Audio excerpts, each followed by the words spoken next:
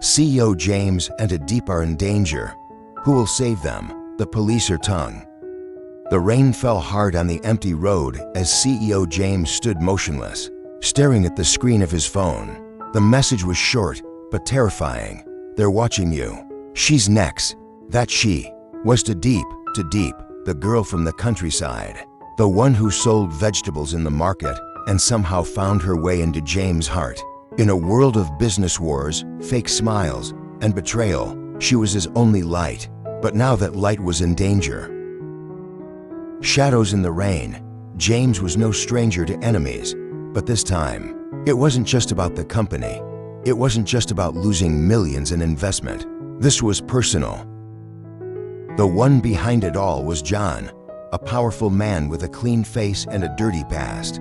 Years ago, James's family had unknowingly taken land from John's father. Now John had returned, not to negotiate, but to destroy.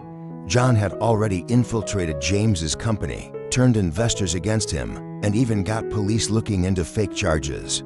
But that wasn't enough. He wanted to hurt James through Tu Diep, the girl who had nothing, but gave everything. In another part of the city, Tung, James's old friend, stood at the police station under flickering lights. "Where's Comrade Than?" he asked the officer on duty. "He's off today." "I'm the only one here." Tung nodded, his face serious. "Then I'll talk to you. I need help," he explained quickly. John had too many connections, too many people on his payroll. Arresting him head-on would be suicide.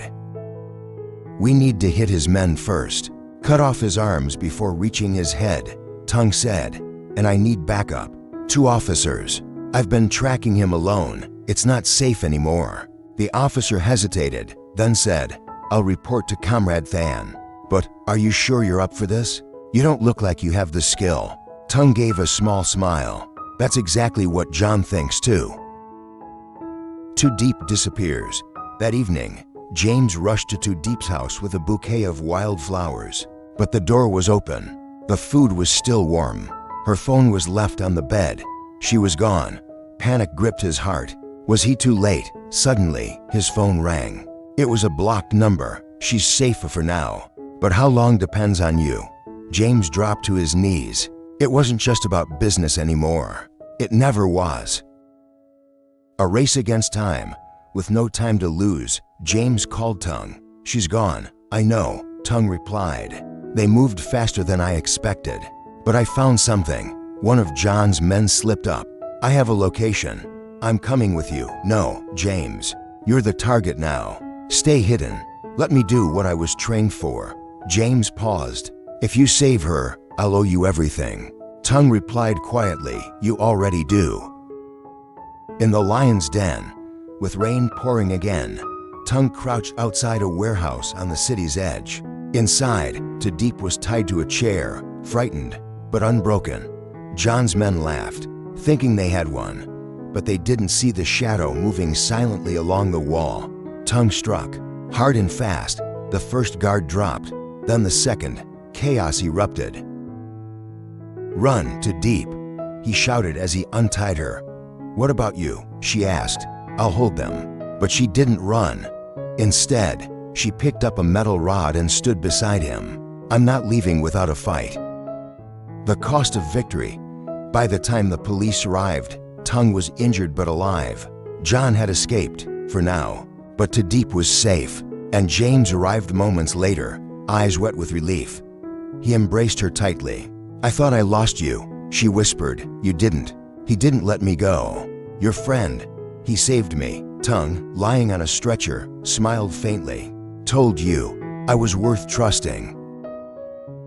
Epilogue. Who saved them? In the end, it wasn't just the police. It wasn't just Tung. It was love, loyalty, and the courage to stand up, no matter how dangerous the enemy. So, who saved James and Tu Diep? Maybe the better question is, when darkness falls, who do you trust to light the way? The calm before another storm. Weeks passed. Tu Diep was safe, and James had tightened security around her and his company. But peace was just an illusion. Every morning, James would wake up and look over his shoulder. Every night, To Diep checked the locks twice. They were trying to return to normal. Breakfasts together, quiet walks in the garden, her laughter slowly returning. But deep down, both knew John wasn't finished. A letter without a name. One morning, a plain envelope arrived at the company. No stamp, no return address. Inside, a photo of James and Tu Diep, taken just yesterday. On the back, written in red ink, even shadows smile before they strike. James's fingers tightened. He handed it to Tung. Tung examined it carefully. He's watching again, probably closer than ever. And this red ink, it's his signature. He's sending a message. James whispered, "Then we send one back." The ghost file. Tung and a few trusted police officers began digging into John's past again. This time deeper, through a contact in Thailand. They discovered something terrifying. John wasn't just an angry businessman or a revenge-driven son. He was the leader of an international drug cartel. Land, investments, company shares, they were just covers.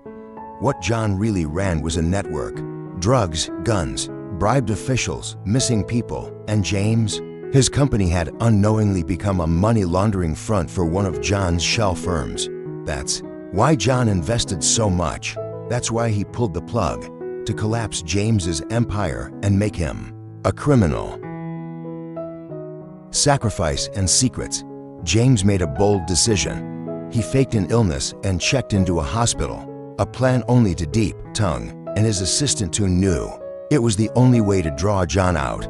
And it worked. One night, as James pretended to sleep, John himself entered the hospital room, dressed as a doctor.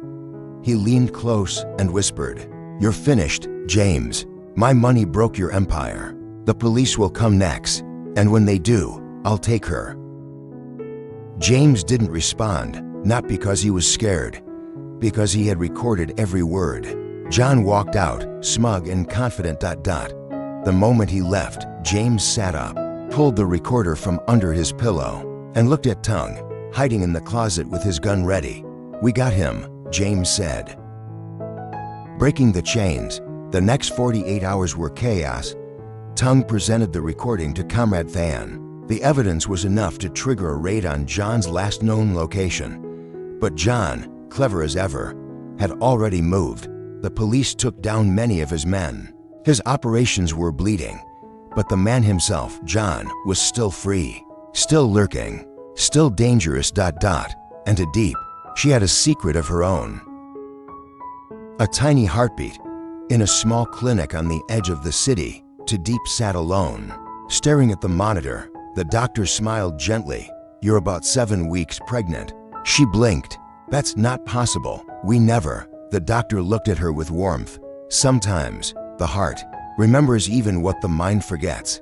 Tu Diep walked out, heart pounding. A child? Now, what would James say?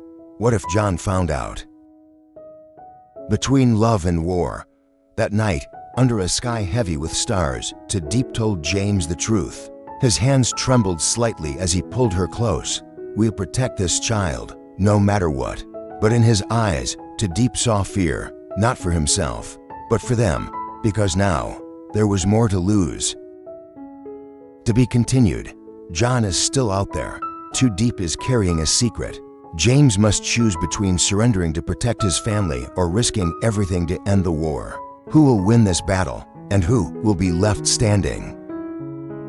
The rain fell steadily that evening, tapping softly against the glass windows of James's penthouse. Tu Diep stood silently in the living room, cradling a warm cup of tea in her hands. She had barely spoken since the doctor's appointment. The news of her pregnancy lingered between them like a fragile secret, too heavy for words yet too tender to ignore. James watched her from the couch. He had always been composed, confident, a man who could stare down storms without blinking. But tonight, he felt vulnerable, not because of John, not because of the company's collapse or the betrayal he had endured, but because of the tiny heartbeat growing inside the woman he loved. He stood and crossed the room, wrapping his arms around her from behind. She didn't resist. Instead, she leaned back against him, closing her eyes. "Are you scared?" he whispered into her hair. Tu Diep nodded slowly. "Not for me, for you, for the baby, for what's still coming." James kissed her temple gently. "We'll get through this, together." But even as he said the words, he wasn't sure if he believed them. The war with John had only just begun, and when people like John were cornered, they didn't surrender, they exploded. 2 days later, James and Tung received intel that John was planning to escape the country. A private jet had been prepared under a fake identity. If he made it out, they might never catch him again. And worse, he might come back stronger, with more weapons, more money, and more vengeance. James didn't hesitate. He called Tu Diep. "I need to leave tonight," he said, his voice firm but soft. "We found John. This might be the last chance." There was silence on the other end of the line. "James," she finally said, "come back to me, no matter what." "I will," he promised, "even if I have to crawl through hell." Tung and James arrived at the private airstrip just after midnight. The fog was thick, swallowing the shadows. They moved quietly, guns drawn. Flanked by a few trusted officers, every second felt like it could shatter into chaos. And then, they saw him. John stood near the aircraft, flanked by 2 armed men. He looked calm, almost bored, as if he'd expected them to come.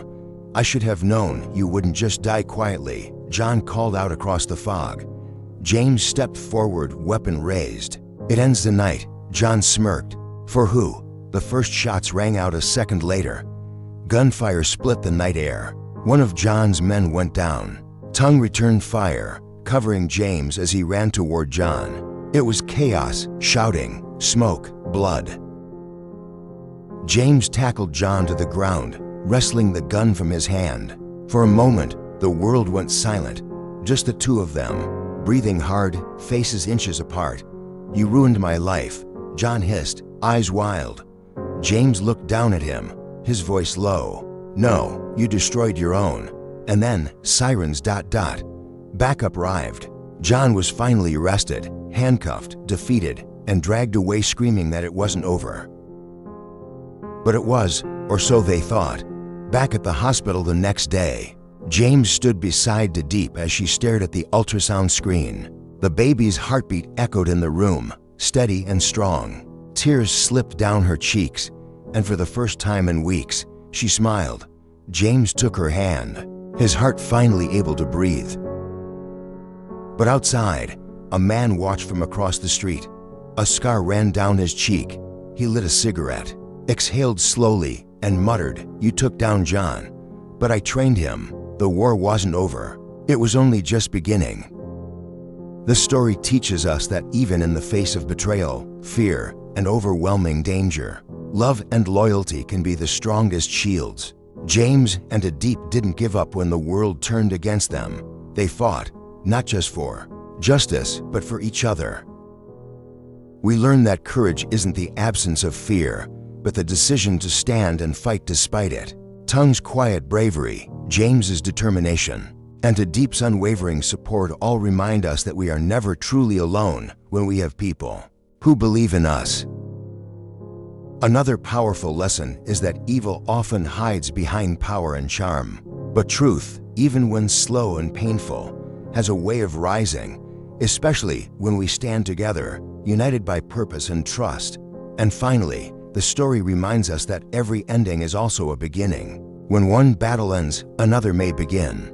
But with love in our hearts and the right people beside us, we can face any storm,